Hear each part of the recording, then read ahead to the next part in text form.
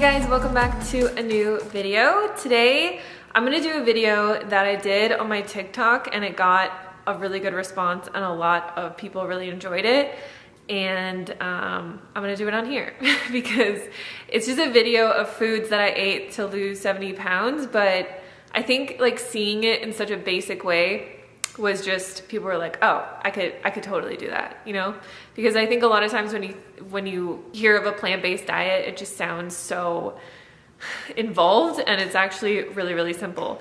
So today, that's what I'm gonna go through, just some of my favorite foods and the most foods that I ate when I was losing weight and what I still eat. I still eat the same way I ate when I was losing weight.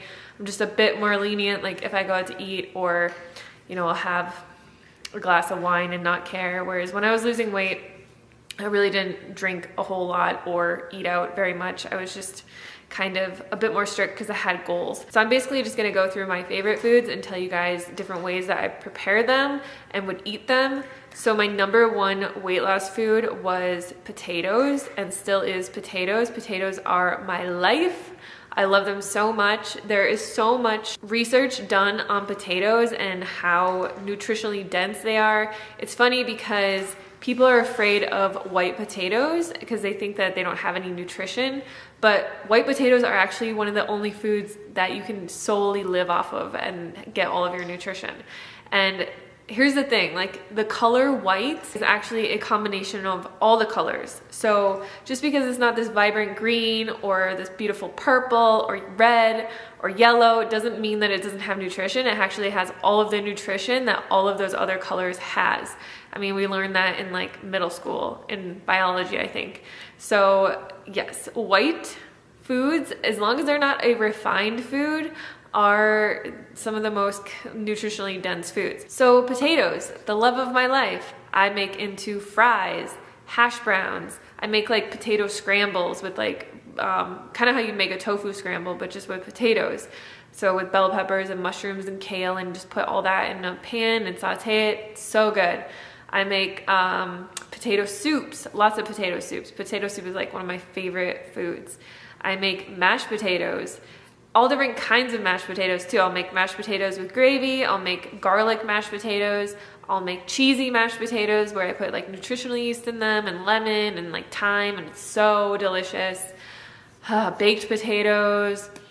Any kind of potato that just does not have oil on it is my friend. And there's actually a book called The Potato Hack by Tim Steele. That's a really good book. If you are afraid of eating potatoes, I highly recommend that you read that book. There's so much information in that book, and so many, if you even just go to Amazon and read the Amazon reviews of that book and how many people lost weight eating solely potatoes, it's incredible. Also, SpudFit did an entire year where all he ate were potatoes and lost like over 100 pounds.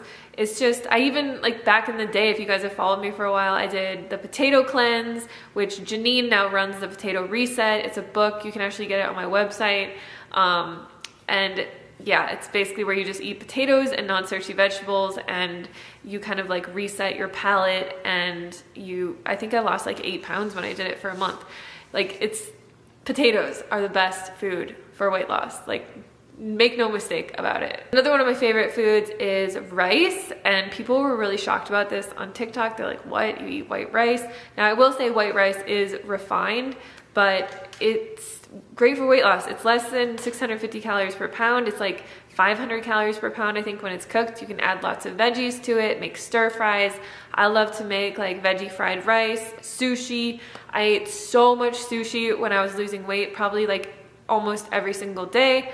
I've gotten really into making onigiri lately. I probably butchered that, but I love all the cultures and the arrays of food from different cultures, like Indian food, Asian food, Japanese food, Chinese food, like all the foods. I mean, before I went vegan, I honestly did not really eat anything other than like spaghetti and meatballs, mac and cheese, pizza, hamburgers. Like, I just kind of ate American food. Now I eat like every single cuisine in the world. Ethiopian food, I love Ethiopian food. There's so many different kinds of foods to eat, and like rice is the base of most cultures, and most other cultures, especially in Asia, Southeast Asia, like they live primarily off of rice, and they are, look at a lot of people in those that live in those areas. They're very thin. They don't have lots of instances of the diseases that we have in the Western world. Not that they don't obviously deal with their own diseases and stuff. It's everywhere. Rice is life, is all I'm saying. I also love rice noodles and soup, like making rice noodle soup. Basically, like soup is my next my next favorite food, but I'll just wrap it into this one. Like making, I always say like vegetables are the lowest in calorie density. Obviously, I ate lots of veggies with all of my meals and things like that, but water is even lower in calorie density, and soup is one of the best foods you could possibly eat. I ate so much soup. Like, it's just so filling. I love making like a nice miso broth with just a little bit of miso paste. I'll put some carrots, spinach, onions in there, and like maybe a little bit of other veggies like mushrooms and stuff, and then put a bunch of rice noodles in it and make this like really delicious just rice noodle soup. I love rice paper. You guys know that I'm obsessed with my spring rolls. Like, you can even cut up those rice papers and make them into noodles. I love every kind of rice: brown rice, white rice, yellow rice, sushi rice, sticky rice, jasmine rice, like all the rice. Love it. Another one of the foods that I really love is tofu, and people get like really weird about tofu. I mean, it is a bit more of a processed food, but I feel like for me, it's so filling and satiating, and it just takes my meals to like another level of satiation. Like, I love obviously all of the whole plant foods like rice and beans and vegetables and fruits and things, but I could not live without tofu. I just love it. It has such a, when you prepare it the right way, it has such a nice texture. It absorbs all of the like the marinades that you put on it. It's so flavorful. It's like this blank slate. You can do whatever you want with it. You can make it crispy. You can make it soft. You can put it in soups. You can put it in spring rolls. You can put it in, like, just have it on top of rice bowls and make crispy tofu in your air fryer. My favorite thing to do with tofu is I press it. And this is like one of the biggest things that I think people don't like tofu because they don't know how to prepare it. You have to press your tofu, and when you press it with a actual tofu press, I'll like show one up on the screen. I'll link my favorite one below.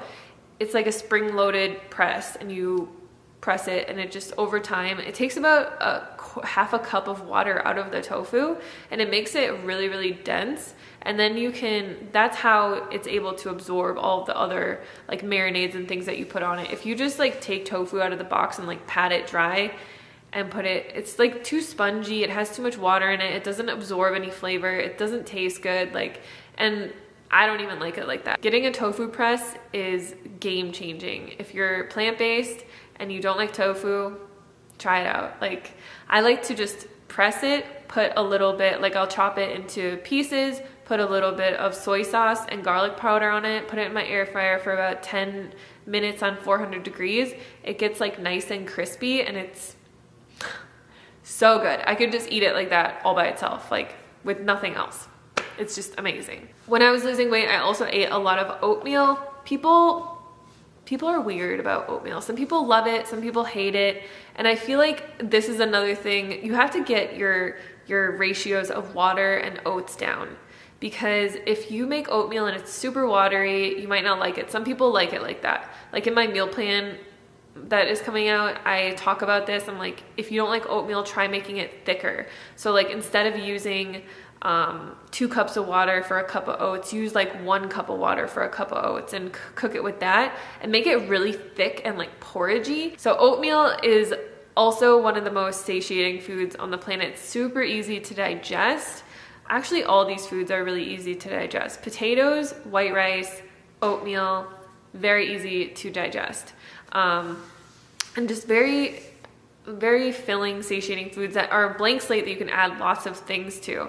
So oatmeal, like for me, if I have oats in the morning, I will literally be full for like 4 or 5 hours. There's so many recipes for oatmeal out there. You can do everything with it. You can make savory oats, you can make baked apple pie oats, you can make just oats with berries, strawberry cream oats, mango oatmeal, like so many options. Chocolate oatmeal with strawberries or raspberries. I mean, really, it's just kind of like having dessert for breakfast. Another one of my favorite foods that I ate pretty consistently was avocados. People are really afraid of avocados, but avocados are less than 750 calories per pound. If you want to add like a healthy fat to your meals and you want, I mean, avocados are delicious, but if you just want like I feel like having a little bit more fat in your meals makes your food a bit more satiating. That's why I like tofu a lot, because it makes me feel more satisfied with the meal that I ate. So I always ate avocados. I was never someone who cut out like all overt fats. I didn't have problems, you know, getting to the weight that I wanted to be at. So it's not something that's totally necessary. And every time I've ever tried to do it, because I have tried in the past to experiment with like eating overt fat free, I actually like usually gain weight, which is kind of weird, but it just doesn't work well with my body. It works well with some people's bodies, but I just overeat. It makes me just like I need a little bit of fat in some of my meals. Like not every meal, but at least like I probably eat half an avocado or half a block of tofu pretty much every single day, because I just need that like little bit of fat to just top my meals with. It makes it so much more filling in my opinion, and it makes it more satisfying to eat. Like, and I mean, honestly, I can't eat sushi without avocado. Like avocado goes good on everything, you guys. Like I'll put it on top of potato salad. I'll massage it into greens with lemon and coconut aminos and garlic powder. It's a really good salad dressing, and I'll have that with a ton of like potato fries. I'll have it with my sushi bowls. I'll have it on top of tacos or like burrito bowls. Like it's good on everything, for real. And then with all of those foods, I obviously ate a lot of beans, a lot of lentils. I made a lot of chilies, lentil loaf. If you guys have watched me for a while, like I eat tons. I haven't made it in a while, but I used to eat tons and tons of lentil loaf. You can make like so much stuff out of beans and lentils and like a little bit of sweet potato or veggies. You can make falafels, veggie burgers, hummus, meatball, like no vegan meatballs to put on top of pasta.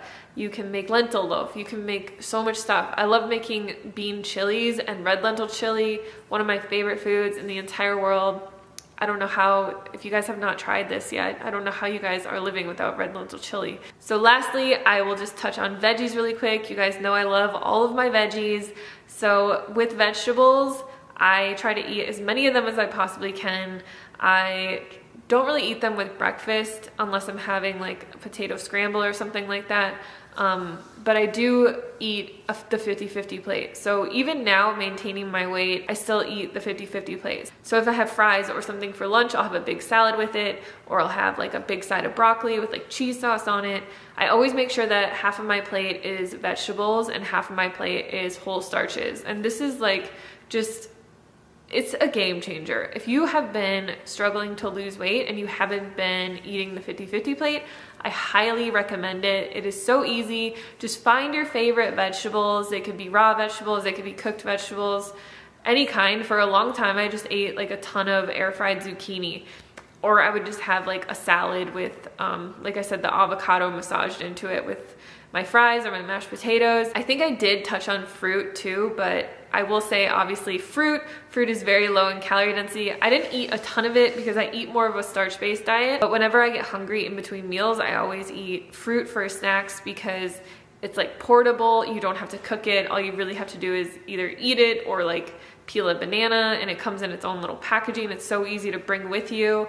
And I just try to keep my snacks, like if I'm gonna eat something in between a meal, I try to keep it something that's not processed. So like I wouldn't eat like a rice cake with hummus on it, because I feel like if I'm truly hungry, I would eat an apple, or I would eat like a banana, or I'd eat a piece of fruit. If I just want something salty and crunchy and I'm not truly hungry, I'm just kind of like bored, and I feel like emotionally, like I just don't want to deal with something, so I'm distracting myself, then I know that I'll want something like salty or crunchy or chocolate or something like that. Oh, before I end the video, I forgot about a food. So pasta is actually a food I ate all the time, and I still eat it all the time.